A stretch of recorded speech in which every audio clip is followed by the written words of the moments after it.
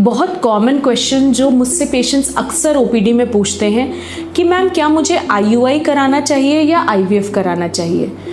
तो हम इस सवाल के बारे में आज बात करेंगे।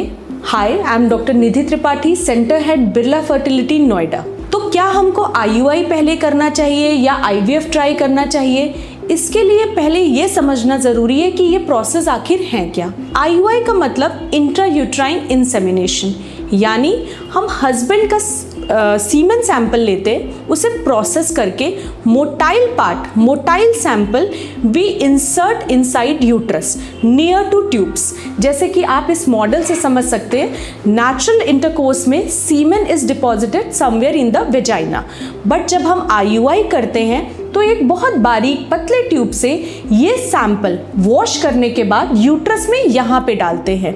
Since our tubes are over here and tube से ही लगी हुई ओवरी होती हैं, तो अल्टीमेटली स्पर्म्स को यहाँ से यहाँ ट्रैवल करने का जो डिस्टेंस है वो काफ़ी कम हो जाता है।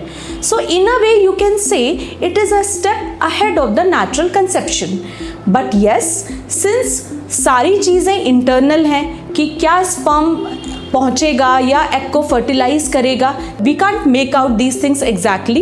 इसका जो सक्सेस रेट है it is not that great. Its success rate is somewhere between 10 to 12%। कुछ पेशेंट्स हैं which actually get benefit from IUI, जैसे कि अगर कपल बहुत frequently for any reason they are unable to do intercourse regularly, so for them it is a kind of timed situation.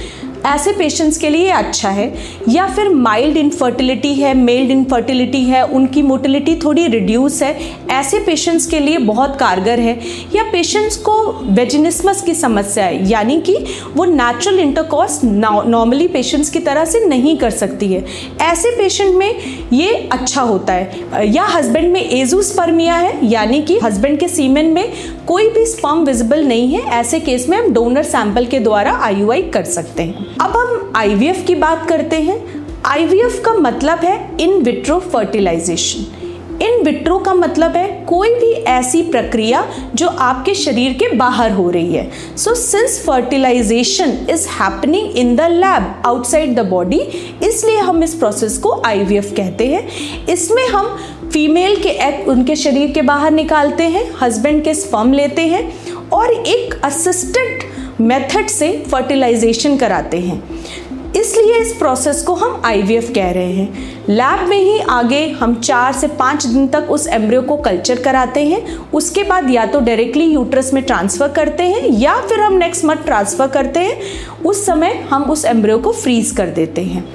चूँकि IVF एक assisted method है, बहुत सारे monitoring के साथ किया जाता है, इसलिए आईवीएफ का success rate is quite good as compare to IUI.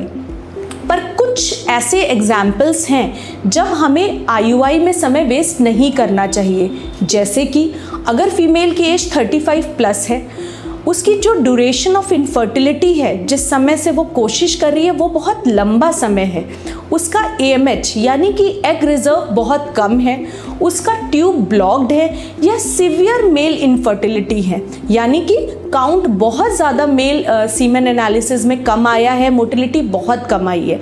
ऐसे कुछ केसेस हैं जिसमें हमको आईयूआई में टाइम वेस्ट नहीं करना है और सीधे आईवीएफ करना है। सो अगर आप किसी भी फर्टिलिटी की समस्या से जूझ रहे हैं, so you consult your fertility specialist to know आपके लिए क्या ज़रूरी है, आईयूआई और IVF. In Birla Fertility, we believe all heart, all sciences, and we give personalized treatment.